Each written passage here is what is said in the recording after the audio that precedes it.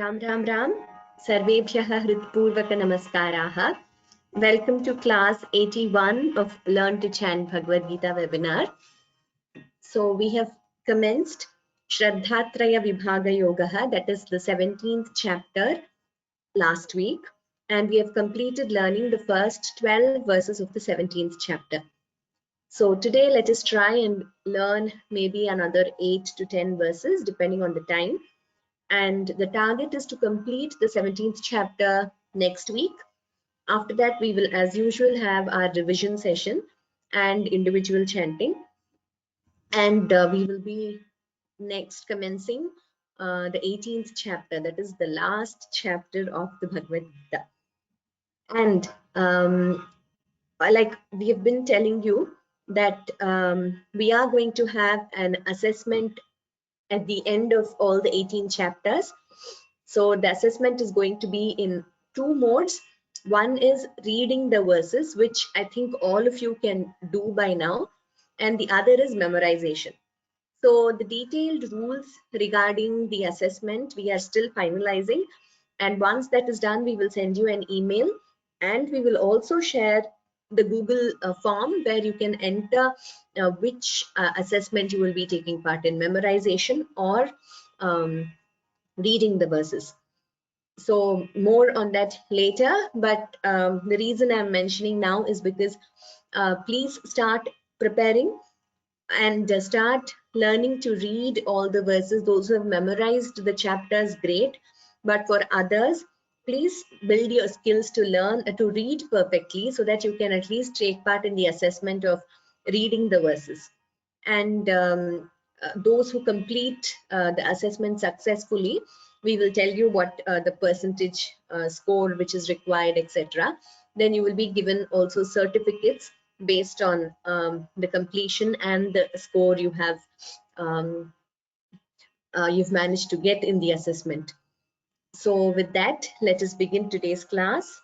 As usual, a brief recap of what we learned in the previous class, followed by the new verses from the verse 13 onwards. Gurureva gatir gurumeva bhaje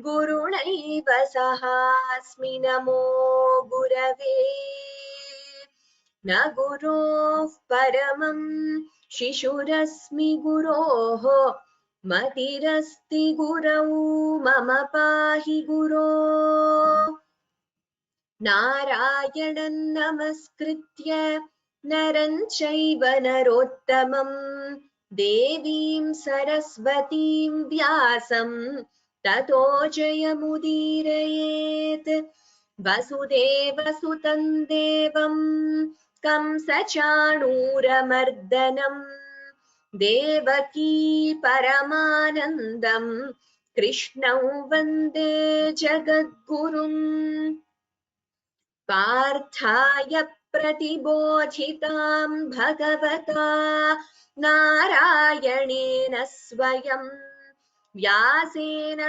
grathitam purana munina Madhye mahabharatam Advaitamritavarshinim bhagavatim Ashtadashadhyayinim Ambatvam-anusandadhami Bhagavad-gite Bhavadveshinim Namostute Vyasa-vishala-buddhe Pullara-vindayata-patra-netra Yena tvaya bharata-taila-purnaha Prajvalito jnanamaya-pradipaha Mukam karoti vachalam Pangullanghayate girim Yatkripatamaham vande Paramanandamadhavam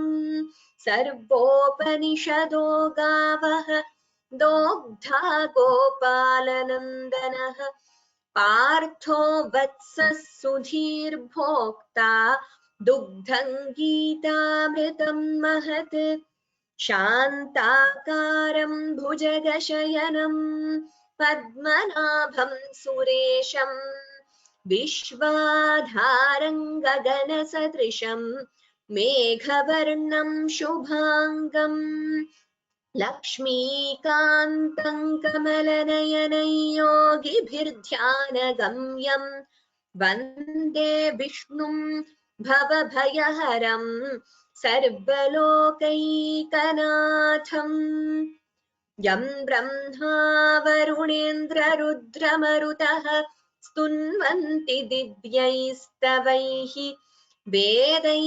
साङ्गपदक्रमोपनिषदैः गायन्ति यं सामगाः ध्यानावस्थिततद्गतेन मनसा पश्यन्ति यं योगिनः यस्यान्तन्न विदुः सुरासुरगणाः देवाय तस्मै नमः। धृतराष्ट्र उवाच धर्मक्षेत्रे कुरुक्षेत्रे समवेतायुयुत्सवः मामकाः पाण्डवाश्चैव किमकुर्वत सञ्जय।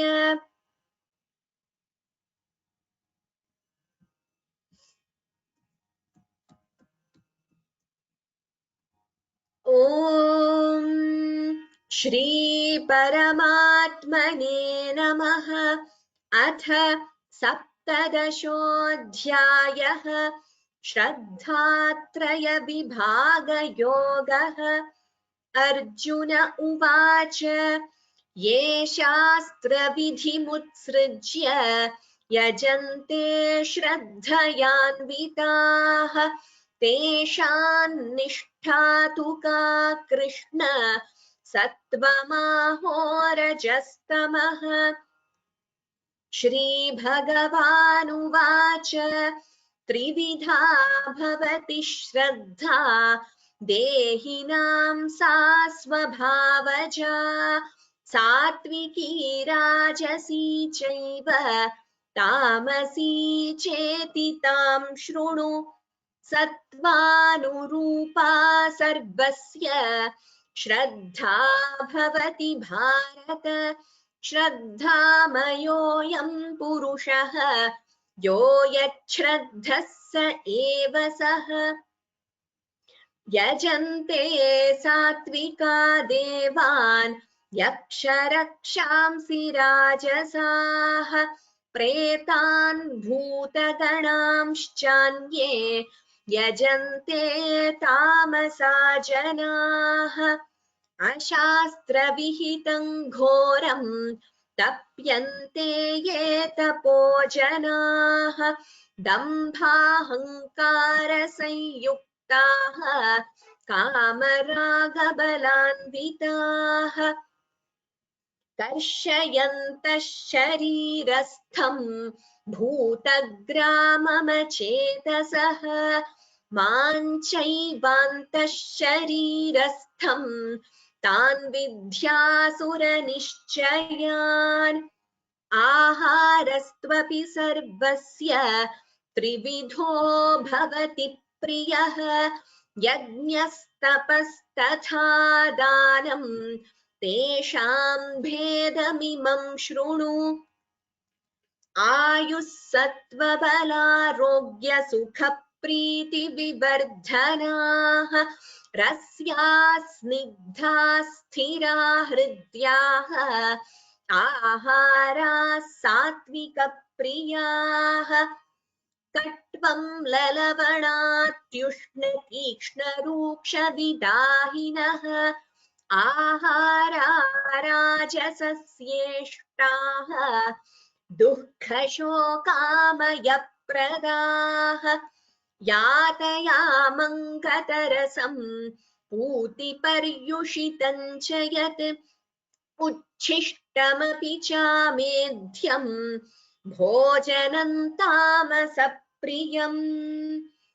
अफलाकाङ्क्षिभिर्यज्ञः विधिदृष्टो य इज्यते यष्टव्यमेवेति मनः समाधाय स सात्विकः अभिसन्धाय तु फलं दम्भार्थमपि चैव यत् इज्यते भरतश्रेष्ठ तयज्ञौ विद्धि राजसम्.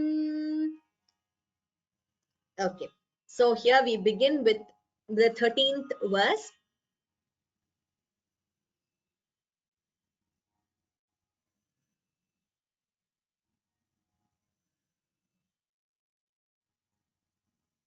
Neha, please unmute.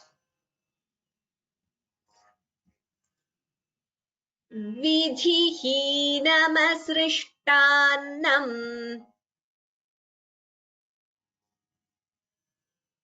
विधिहीनमसृष्टान्नम् विधिहीनमसृष्टान्नम् मन्त्रहीनमदक्षिणम्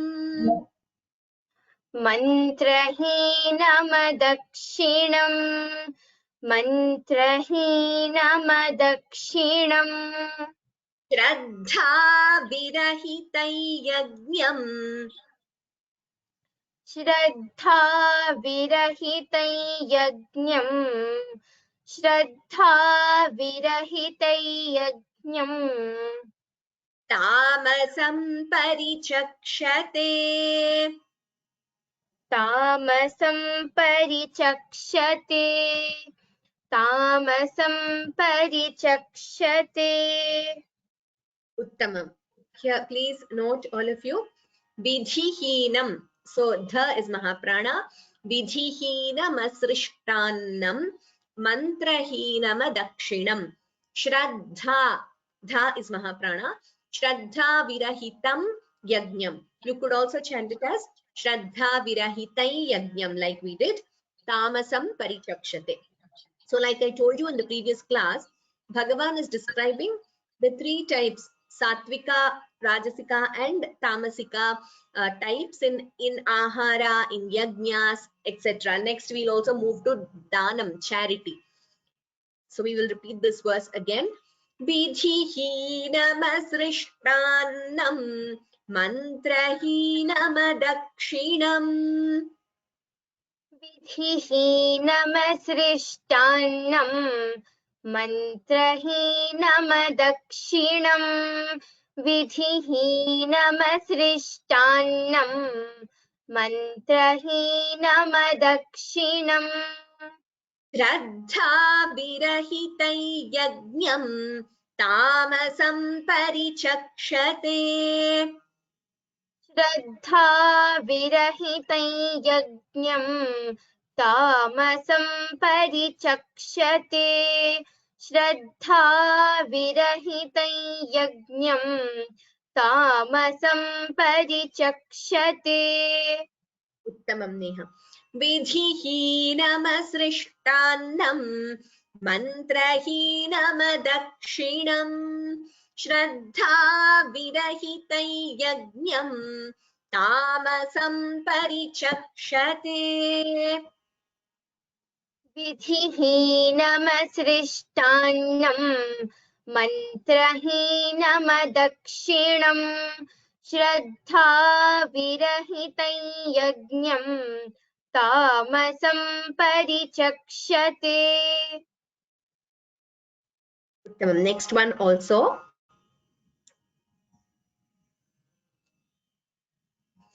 Devadvijaguru Prajnapujanam Shauchamarjavam.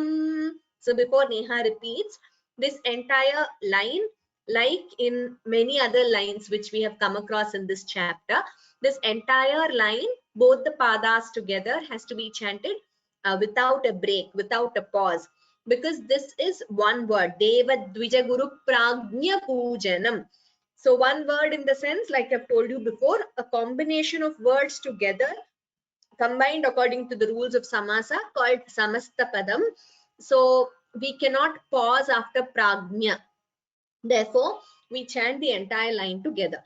It is Devadvija. There is a dvitvam there before the here.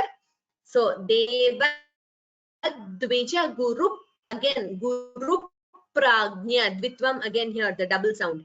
Deva Dvija Guru Pragnya Pujanam Shaucha Marjavam Brahmacharya Mahimsa cha Shariram Tapa Uchyate. Shariram, you can chant the Anuswara completely or as Shariram Tapa Uchyate.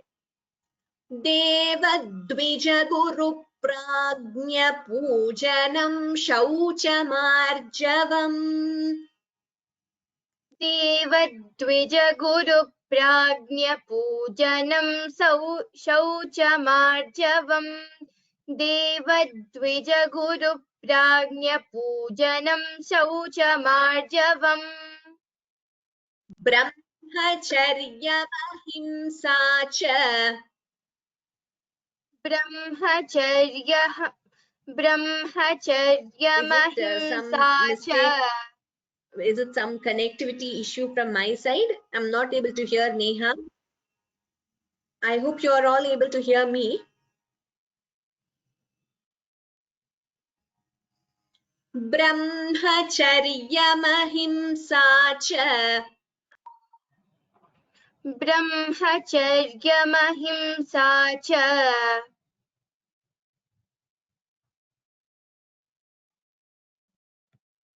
Shariram Tapa Uchyate. शारीरं तप उच्यते शारीरं तप उच्यते. Okay, now the entire verse. Deva Dvija Guru Pragnya Pujanam Shaucha Marjavam Brahmacharya Mahimsa cha Shariram Tapa Uchyate. देवद्विज गुरु प्राज्ञ पूजनं शौचमार्जवम् ब्रह्मचर्यमहिंसा च शारीरं तप उच्यते. Uttamam, that's also correct, Neha, the way you chanted, that you could also chant like that. Brahmacharya Mahimsa cha Shariram Tapa Uchyate, that is also correct. So in fact, once you get more familiar with the verses, a lot of them chant like that continuously. There is no mistake in chanting that way. But generally, we are following the rule of chanting, pausing after each pada. So therefore, I paused after cha. And here, cha is a different word and shariram is different. So it's correct to pause. Whereas first line, we must chant together. Uttamam Neha, dhanyavadaha, well chanted. Next one, issue.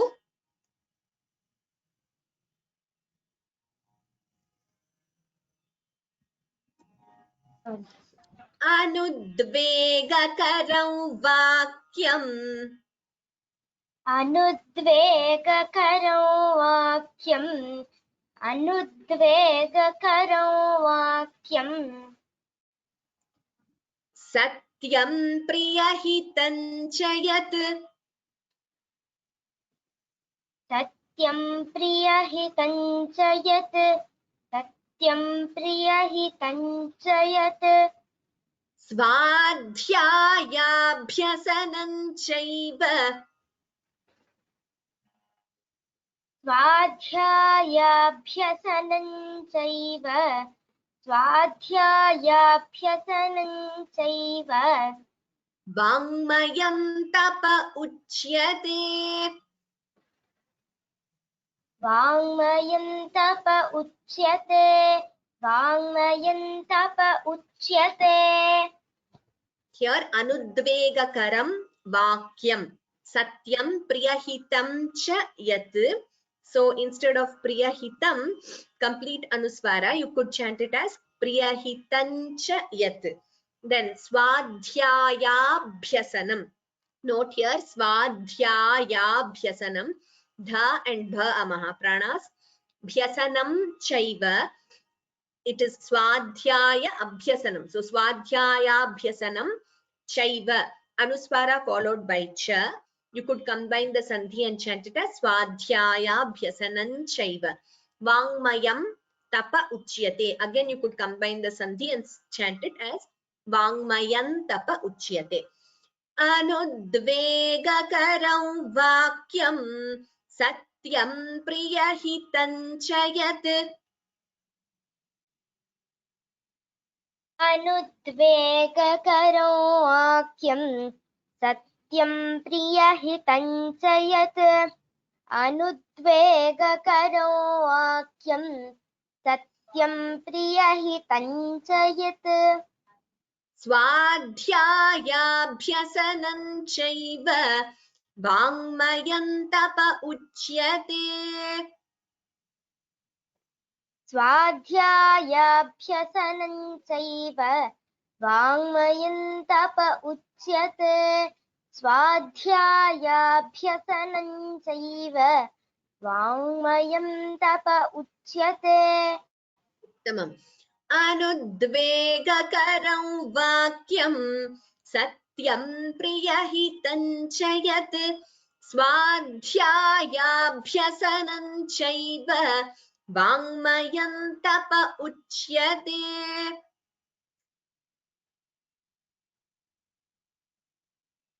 अनुद्वेगकरो वाक्यं सत्यं प्रियहितं च यत् स्वाध्यायाभ्यसनं चैव वाङ्मयं तप उच्यते उत्तमम् issue. Next one also. मनः प्रसादः सौम्यत्वम् मनः प्रसादः सौम्यत्वं मनः प्रसादः सौम्यत्वं मौनमात्मविनिग्रहः मौनमात्मविनिग्रहः भावसंशुद्धिरित्येतत् भावसंशुद्धिरित्येतत् तपोमानसमुच्यते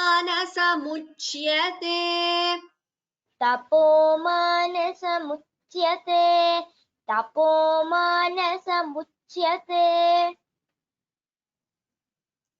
So here manaha prasadah.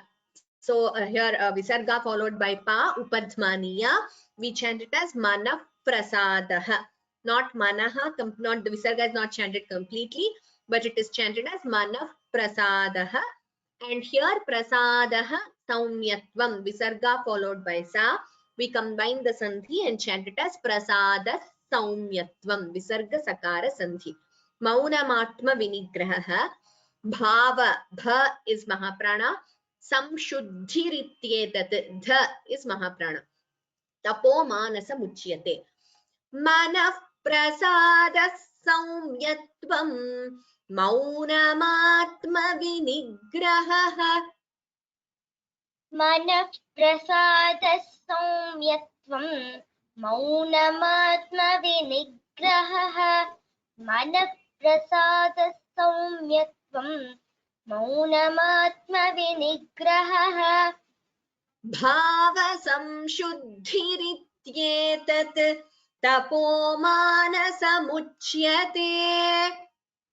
भावसंशुद्धिरित्येतत् तपोमानसमुच्यते भावसंशुद्धिरित्येतत् तपोमानसमुच्यते उत्तमम् मनः प्रसादः सौम्यत्वं मौनमात्मविनिग्रहः भावसंशुद्धिरित्येतत् तपोमानसमुच्यते मनः प्रसादः सौम्यत्वं मौनमात्मविनिग्रहः भावसंशुद्धिरित्येतत् तपोमानसमुच्यते Uttamam issue. Well chanted. Dhanyavadaha. Next one, Vihan. Please unmute and share your webcam.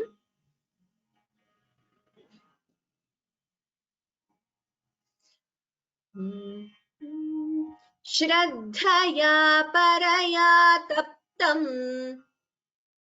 श्रद्धया परया तप्तं श्रद्धया परया तप्तं तपस्तत्त्रिविधन्नरैः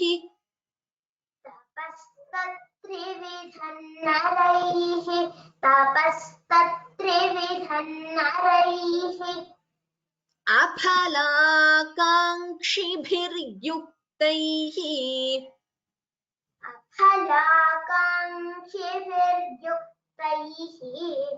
अफलाकाङ्क्षिभिर्युक्तैः सात्विकं परिचक्षते सात्विकं परिचक्षते सात्विकं परिचक्षते श्रद्धया परया तप्तं तपस्तत्त्रिविधन्नरैः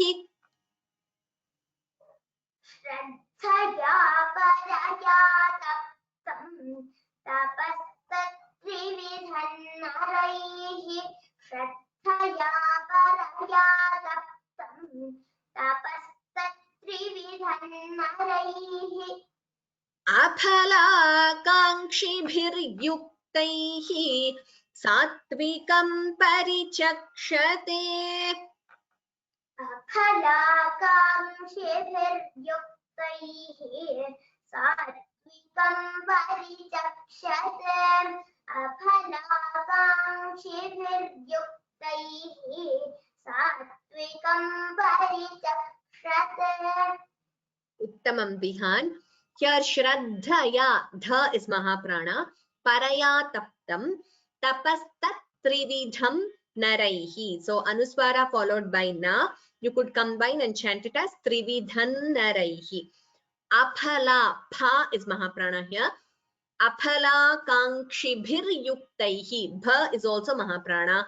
Satvikam Parichakshate. Here Bhagavan is speaking about the Satvika kind of penance. Tapaha. Shraddhaya paraya taptam tapastatrividhannaraihi aphalakankshibhiryuktaihi satvikam parichakshate. श्रद्धया परया तप्तं तपस्तत्त्रिविधन्नरैः अफलाकाङ्क्षिभिर्युक्तैः सात्विकं परिचक्षते.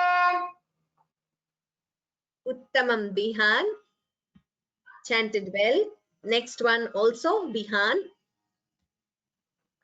Satkaramana pujartham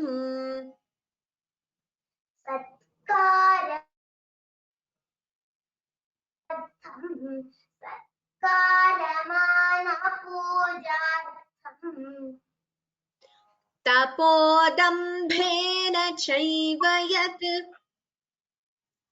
तपोदम्भेन चैव यत्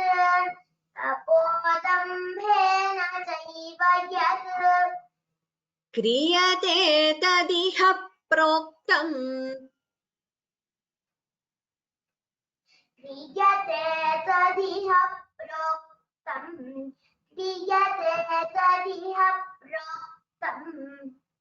rajasanchalamadhruvam राजसञ्चलमध्रुवम्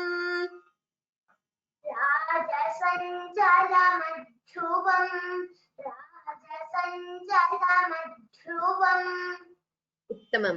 Satkaramana pujartham. Tha is Mahaprana. Tapo dambhena. Bha is Mahaprana. Chaiva yat. Kriyate tadiha proktam. So there is a dvitvam double sound here. Tadiha proktam. So before pro, you have to chant another p, double sound of pa. Tadiha proktam. Rajasam chalamadhruvam. You could combine the sandhi instead of rajasam. You can chant it as Rajasan chalamadhruvam. Satkaramana pujartham tapodambhena chaiva yat सत्कारमानपूजार्थं तपोदम्भेन चैव यत् सत्कारमानपूजार्थं तपोदम्भेन चैव यत् क्रियते तदिह प्रोक्तं राजसञ्चलमध्रुवम् क्रियते तदिह प्रोक्तं राजसञ्चलमध्रुवम् क्रियते तदिह प्रोक्तं राजसञ्चलमध्रुवम् Uttamam. Now the entire verse. Satkaramana-pujartham tapodambhena chaiva yat kriyate tadiha proktam rajasanchalamadhruvam. सत्कारमानपूजार्थं तपोदम्भेन चैव यत् क्रियते तदिह प्रोक्तं राजसञ्चलमध्रुवम् Uttamam Bihan, well chanted. Dhanyavadaha. Next verse.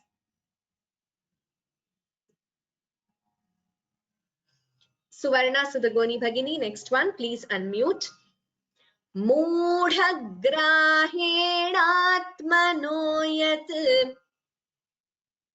मूढग्राहेणात्मयो यत् मूढग्राहेणात्मनो यत् मूढग्राहेणात्मनो यत् पीडया क्रियते तपः पीडया क्रियते तपः पीडया क्रियते तपः परस्योत्सादनार्थं वा परस्योत्सादनार्थं वा परस्योत्सादनार्थं वा तत्तामसमुदाहृतम् तत्तामसमुदाहृतम् तत्तामसमुदाहृतम्.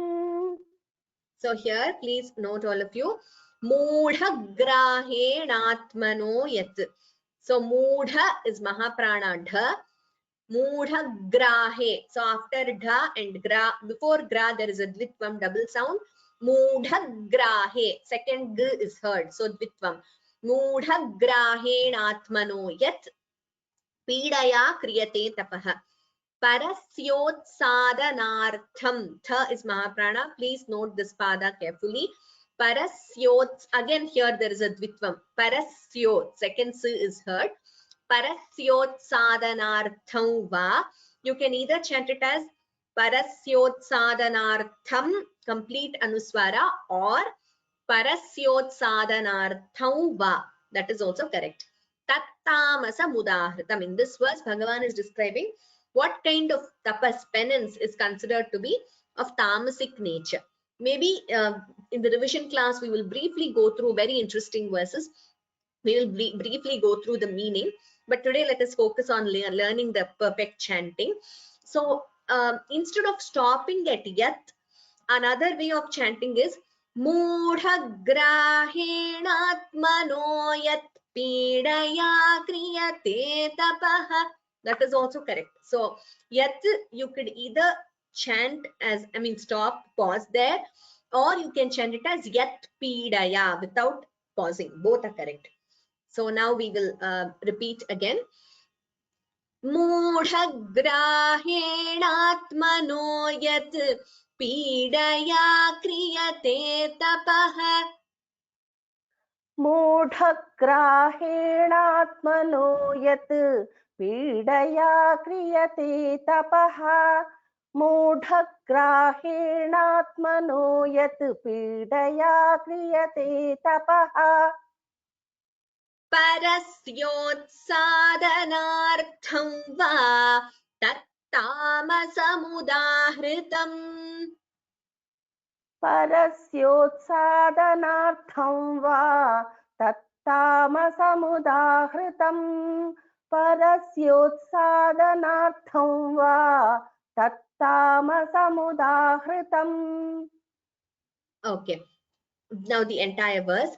मूढग्राहेणात्मनो यत् पीडया क्रियते तपः परस्योत्सादनार्थं वा तत्तामसमुदाहृतम्.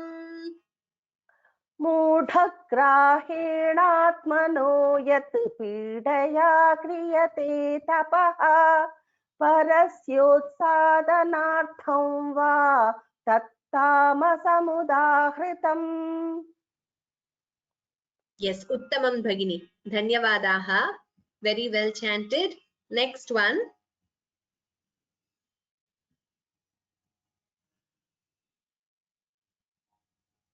Priyadarshini Bhagini, please unmute. दातव्यमिति यद्दानम् दातव्यमिति यद्दानम् दातव्यमिति यद्दानम् दीयतेनुपकारिणे दीयतेनुपकारिणे दीयतेनुपकारिणे देशे काले च पात्रे च देशे काले च पात्रे च देशे काले च पात्रे च तद्दानं सात्विकं स्मृतम् तद्दानं सात्विकं स्मृतम् तद्दानं सात्विकं स्मृतम्. उत्तमं भगिनी. Here दातव्यमिति यद्दानं दीयते anupakarine is the word here. So instead of a you get avagraha chinha, that is purva rupa sandhi, but we do not chant the avagraha chinha, we chant together as diyate nupakarine deshe kale cha patre cha. So please do not prolong cha here, it is a short letter, so please be careful about that. Taddanam satvikam smritam. In this verse, Bhagavan is describing what kind of dana, that is when you give something to others as donation, as charity, what kind of danam is considered to be satvika. That is what Bhagavan is describing here. We'll repeat this. Datavyamiti yaddanam diyate nupakarine.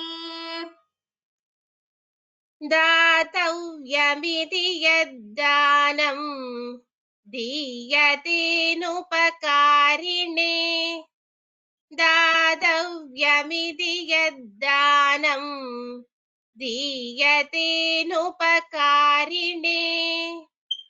देशे काले च पात्रे च तद्दानं सात्विकं स्मृतम्.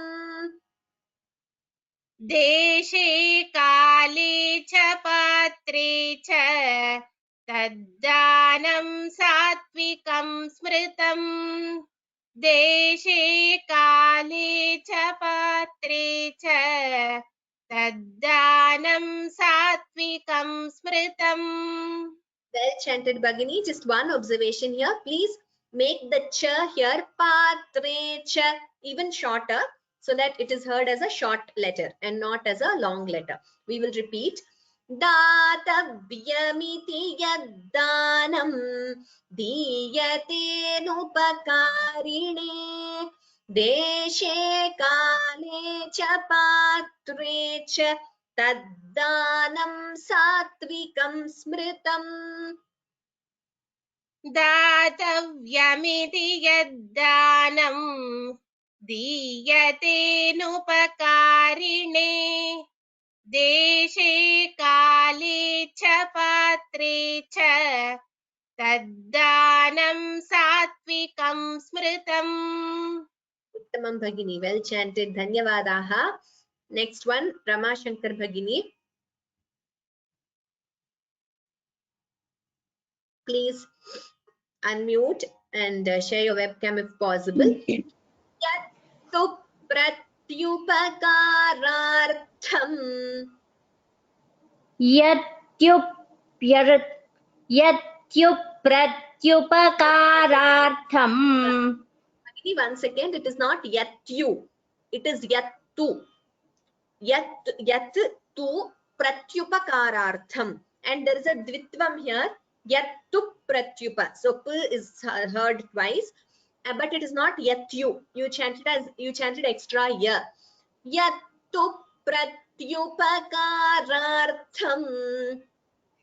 यत्तु प्रत्युपकारार्थं यत्तु प्रत्युपकारार्थं फलमुद्दिश्य वा पुनः फलमुद्दिश्य वा पुनः फलमुद्दिश्य वा पुनः दीयते च परिक्लिष्टम् दीयते च परिक्लिष्टम् दीयते च परिक्लिष्टम् तद्दानं राजसंस्मृतम् तद्दानं राजसंस्मृतम् तद्दानं राजसंस्मृतम् उत्तमं भगिनी. So here please note all of you, yattu pratyupakarartham, tha is mahaprana. Here, like I told you, there is a dvitvam, second p is heard. Yattu pratyupakarartham, pha is mahaprana. Let me highlight in the diacritical version also. Phalamuddishya, pha is mahaprana, va punaha, diyate cha pariklishtam. Again here, pariklishtam, k, second k is heard, so dvitvam pariklishtam, taddanam rajasamsmritam. In this verse, Bhagavan is describing what kind of danam is considered to be rajasic in nature. Yattu pratyupakarartham phalamuddishya va punaha. यत्तु प्रत्युपकारार्थं फलमुद्दिश्य वा पुनः यत्तु प्रत्युपकारार्थं फलमुद्दिश्य वा पुनः दीयते च परिक्लिष्टम् तद्दानं राजसंस्मृतम् दीयते च परिक्लिष्टम् तद्दानं राजसंस्मृतम् दीयते च परिक्लिष्टम् तद्दानं राजसंस्मृतम्. उत्तमं भगिनी. Now the entire verse. यत्तु प्रत्युपकारार्थं फलमुद्दिश्य वा पुनः दीयते च परिक्लिष्टम् तद्दानं राजसंस्मृतम्. यत्तु प्रत्युपकारार्थं फलमुद्दिश्य वा पुनः दीयते च परिक्लिष्टम् तद्दानं राजसंस्मृतम्. उत्तमं भगिनी, धन्यवादाः. Next verse, Suvarna Sudagoni Bhagini, please unmute. Adesha kale yaddanam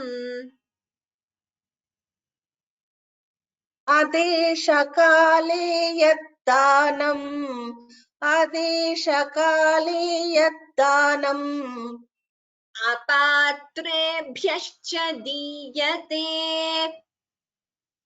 अपात्रेभ्यश्च दीयते अपात्रेभ्यश्च दीयते asatkrtamavajnatam असत्कृतमवज्ञातम् असत्कृतमवज्ञातम् tattamasamudahritam तत्तामसमुदाहृतम् तत्तामसमुदाहृतम्.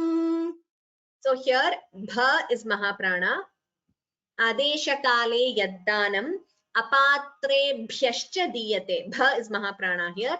Asatkritam avagnatam tat tamasa mudahritam. So Bhagavan here is describing what kind of dana is considered to be of tamasic nature. Adeshakale yaddanam apatrebhyascha diyate. अदेशकाले यद्दानम् अपात्रेभ्यश्च दीयते अदेशकाले यद्दानम् अपात्रेभ्यश्च दीयते असत्कृतमवज्ञातं तत्तामसमुदाहृतम् असत्कृतमवज्ञातम् तत्तामसमुदाहृतम् असत्कृतमवज्ञातम् तत्तामसमुदाहृतम् Uttamam Bhagini. Now the entire verse.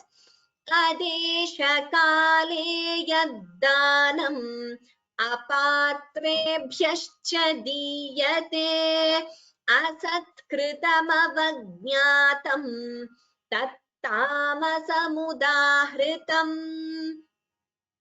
अदेशकाले यद्दानम् अपात्रेभ्यश्च दीयते असत्कृतमवज्ञातम् तत्तामसमुदाहृतम् Uttamam Bhagini. Dhanyavadaha. So we have 6 more verses left in this chapter. So I'm thinking that maybe we will leave the 6 for the next class because we cannot complete 6 in 10 minutes. And next class we should have, we will learn 6 verses, and after that we will also have time for individual chanting, because we will not be consuming the entire 1 hour for learning new verses. So next class individual chanting, and the week after that will also be individual chanting after Punaravartanam. So today let me just do a quick recap of all the verses which we have learned today. Vidhihinam mantrahinamadakshinam shraddha virahitai yajñam tamasam parichakshate devadvijaguru prajna pujanam shauchamarjavam ब्रह्मचर्यमहिंसा च शारीरन्तप उच्यते अनुद्वेगकरं वाक्यं सत्यं प्रियहितं च यत् स्वाध्यायाभ्यसनं चैव वाङ्मयं तप उच्यते मनः प्रसादः सौम्यत्वम् मौनमात्मविनिग्रहः भावसंशुद्धिरित्येतत् तपोमानसमुच्यते श्रद्धया परया तप्तं तपस्तत्त्रिविधं नरैः अफलाकाङ्क्षिभिर्युक्तैः सात्विकं परिचक्षते सत्कारमानपूजार्थं तपोदम्भेन चैव यत् क्रियते तदिह प्रोक्तं राजसञ्चलमध्रुवम् मूढग्राहेणात्मनो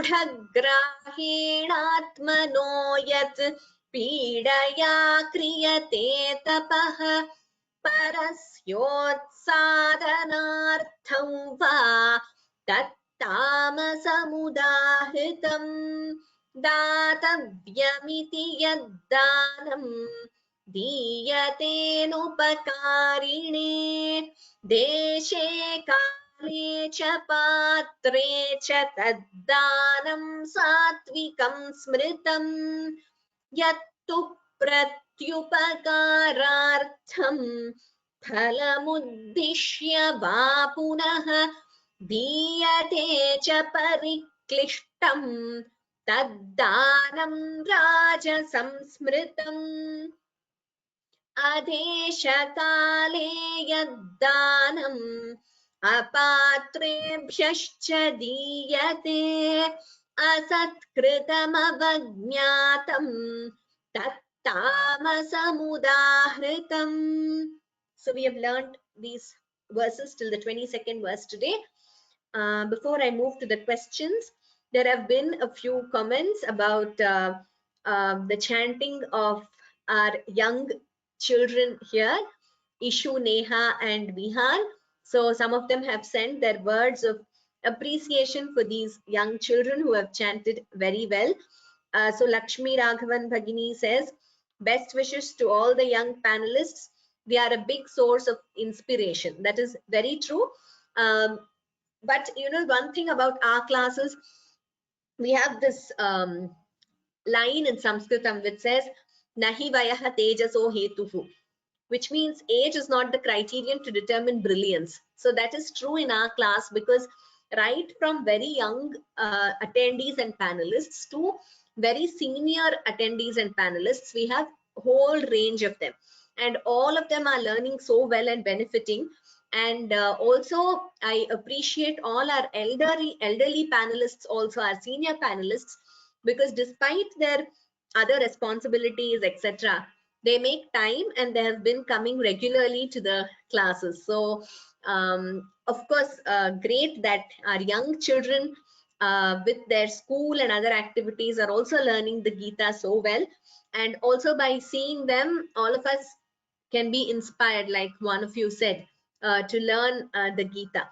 So which means, you know, it is age is not the criterion. Like I said, you can start at any time and you can continue throughout. So thank you so much once again to all the panelists, and thank you all for your words of appreciation for them. It means a lot. And like I've been saying, some of them have been coming since the beginning of our classes, and we are going to complete 2 years in April, and in all likelihood by April end, we will be completing all the 18 chapters also. This is purely with the grace of Bhagavan, Krishna, our gurus, elders, and with the best wishes and blessings of all of you that this has been possible. Now, once again, before we conclude today's class, I'd just like to add about the assessment, as some of you were not there initially when I announced in today's class. Just a few of you were there and others joined later. So like I've been mentioning, we will have the assessment at the end of all the 18 chapters. So we will send out a detailed email with the dates, with the rules, etc. But before that, please start preparing. In all likelihood, the assessment is going to be in May. So we will send out a Google form for registrations before that. And based on the number of registrations, etc., we will decide the dates, how many ever days we need to have, and the categories, as in the age group, I mean. And so there will be broadly 2 types of assessment. One is memorization, the other is reading. So reading is a skill which all of you I'm hoping and I'm sure you've acquired through these classes. Just by listening to the YouTube recordings, sitting with the Gita book, or even just looking at the screen, because we display the verses in the PPT form, you should be able to pick up the skill of reading. So I'd encourage all of you to take part at least in reading assessment. And those who can memorize the verses, it's wonderful. So please start memorizing, and we will have a separate category for those who are able to memorize the verses. And rest of the details I will send it to you soon once we finalize the rules and everything. So you can, the registration will be online. Please look out for the email and register before the last date closes for registration, because in all likelihood we will not accept any on the spot registrations. So please be watchful, look out for the email and do register. I would really appreciate and encourage as many of you to take part as possible. Please also encourage your family and friends. If they have not attended the classes so far, no problem. They can go through the YouTube recordings. Even if they start now, it is possible for them to do it. So let us all try to take up the assessment, so that, you know, in a time bound manner, we try to improve our skill of chanting and memorization.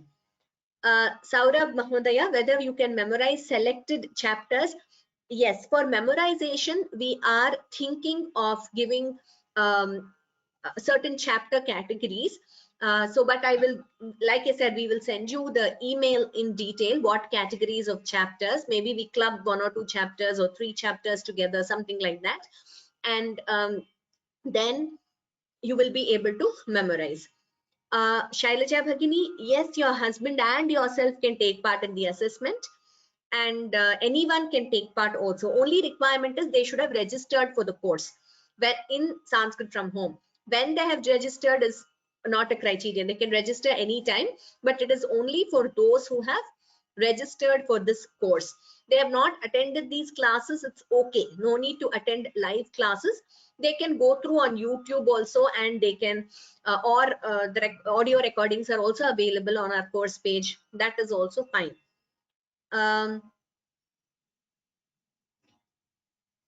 15th verse, Gita Ashok Bhagini. Let me just clarify. 15th verse before Priyahitam. Mudhagrahena, sorry, Anudvegakaram Vakyam Satyam Priyahitam. I hope that is clear. Satyam Anuswara is chanted completely, and Priyahitam. So I hope that is clear. There is no double sound or anything like that there. Satyam Priyahitam, that's it. There is no other sound there.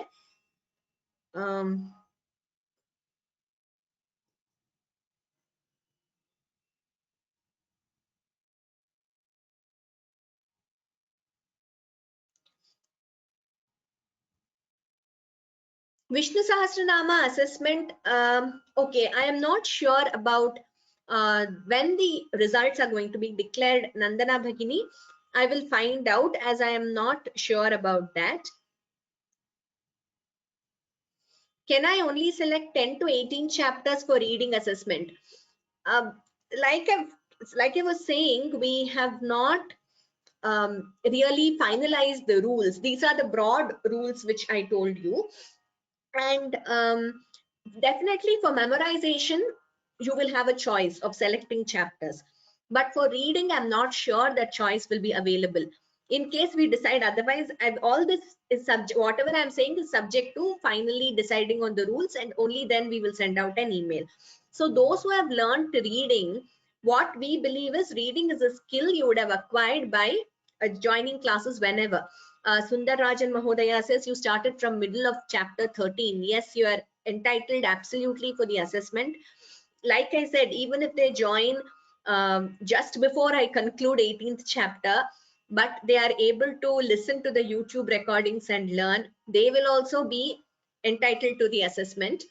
Only thing is, you will have to register for the course on Sanskrit from Home. Otherwise, what is going to happen is everyone from everywhere will register, which we don't want. Like, it's not an open competition.